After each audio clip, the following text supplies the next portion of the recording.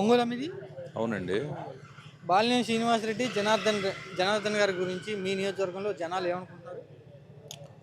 ప్రస్తుతానికి ఉన్న పరిస్థితుల్లో వైఎస్ఆర్‌సీపీ గతంలో కార్యకర్తలను పట్టించుకోకపోవడం వల్ల పార్టీ ఒక పరిస్థితి వల్ల, అదేవిధంగా నాయకులు సమన్వయ లోపంతో పార్టీ ఓటమి పాలైందనేది మాత్రం వాస్తవం. ఇప్పుడు బాలినేని శ్రీనివాసరెడ్డి గారు బాలినేని శ్రీనివాసరెడ్డి అనే వ్యక్తి ఒంగోలులో ఇప్పటికీ వైఎస్ఆర్‌సీపీ వ్యక్తిగానే ప్రజలు భావిస్తున్నారు. ఆయన పార్టీలోంచి తాత్కాలికంగా కొంచెం అలిగి పక్కన ఉండడం జరిగింది, కానీ ఆయన ఎప్పుడూ పార్టీ మనిషే.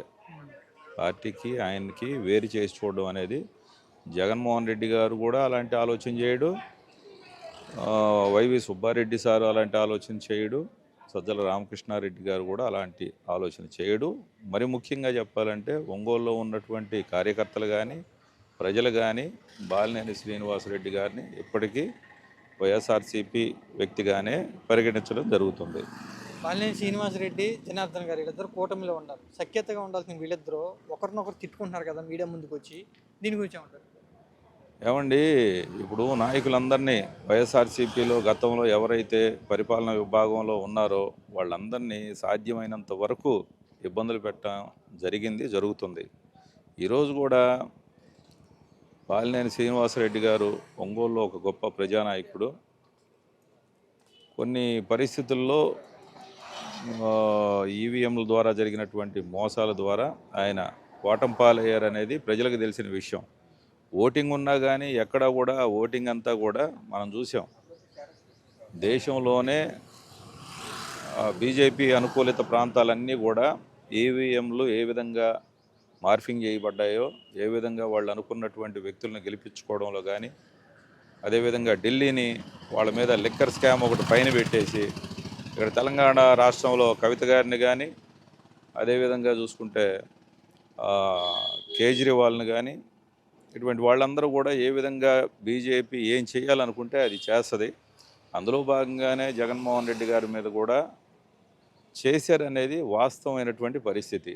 ఈ రాష్ట్రంలో ఇప్పుడున్నటువంటి పరిస్థితుల్లో చంద్రబాబు నాయుడు పథకాలు ఎలాగ ఉన్నాయో అందరూ చూస్తున్నారు కదా. లిక్కరు కూడా అప్పుడు రేట్లు పెంచారు అన్నారు. ఈరోజు లిక్కర్ రేట్లు ఏమన్నా తగ్గినాయా చెప్పండి? ఎక్కడ కూడా చెప్పుకోవడమే కానీ మహిళల పట్ల చంద్రబాబు వ్యవహరిస్తున్న తీరు చూస్తున్నారు కదా. కేవలం చంద్రబాబు కార్యకర్తలకు మాత్రం ఎక్కడ కూడా పనిలాకుండా, మా వైఎస్ఆర్‌సీపీలో జగన్మోహన్ రెడ్డి చేసినటువంటి తప్పేందంటే పార్టీ చూడం, ఏ పార్టీ అనేది చూడం, కులం చూడం, మతం చూడం. సుమారు 14 సంవత్సరాలు పనిచేసినటువంటి మాలాంటి కార్యకర్తలు ఎంతోమంది ఏ పని చేయకుండానే మిగతా పార్టీల్లో వాళ్ళందరూ మా పార్టీలోకి వచ్చేసి అందరూ లబ్ధి పొందినటువంటి పరిస్థితి ఉంది. మేము పనిచేసి మేము గమ్ము కూర్చుంటే ఈరోజు టీడీపీ వాళ్ళ పరిస్థితి ఏంది? టీడీపీలో ఇసుక దందాలు కానీ, మైనింగ్ కానీ, లిక్కర్ కానీ ఏది ఉన్నా సరే ఈరోజు టీడీపీ వాళ్ళు వాళ్ళ కార్యకర్తలకి చక్కగా పనిచేసుకుంటున్న పరిస్థితి ఉంది. మరి మాకు జగన్మోహన్ రెడ్డి గారు అట్లా పని చేయలేదు కదా. మేము బాధపడ్డాం, మా డబ్బులు పోగొట్టుకున్నాం, మా కుటుంబాలు, మా జీవితాలు అన్నీ పోగొట్టుకున్నాం. ఇటువంటి పరిస్థితి రాష్ట్రంలో మేము ఎప్పుడు కూడా ఇలాంటివి ఊహించం. కాబట్టి ఈరోజు పరిస్థితి ఏంటంటే చంద్రబాబు నాయుడు పనిచేస్తుంది కేవలం వాళ్ళ కార్యకర్తల కోసమే తప్ప ఈ రాష్ట్రంలో ఉన్న ప్రజల కోసం కాదనేది అందరూ చూస్తున్నటువంటి వాస్తవం. ఒంగోలు విషయం అంటారా, బాలినేని గారికి జరిగినటువంటి అన్యాయం చెప్పేశాను ఆల్రెడీ. అన్నీ ఓన్లీ ఒక బాలినేని గారికి మాత్రమే కాదు, ఈ రాష్ట్రం మొత్తంలో ఈవీఎం అనేది మార్ఫింగ్ చేయబడింది, తారుమారు చేసి ఓటింగ్ మొత్తం కూటమి పార్టీకి అనుకూలంగా వచ్చేటట్టు ఫిక్స్ చేసి మోడీ గారి ద్వారా జరిగినటువంటి దారుణాలు ఇవి. కాబట్టి దాని గురించి మనం మాట్లాడుకోవడానికి ప్రజలందరికీ తెలిసిన విషయమే అది.